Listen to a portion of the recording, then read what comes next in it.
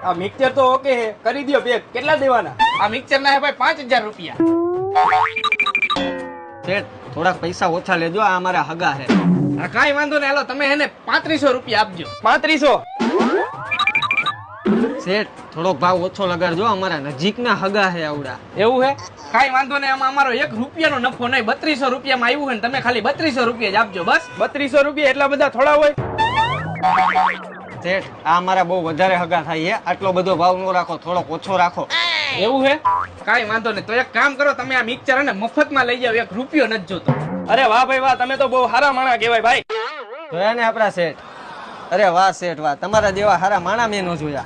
અરે હારો માણા કાંઈ નહીં, આ મિક્સર લઈ જાય ને એના પૈસા તારા પગારમાંથી કાપવાના હે.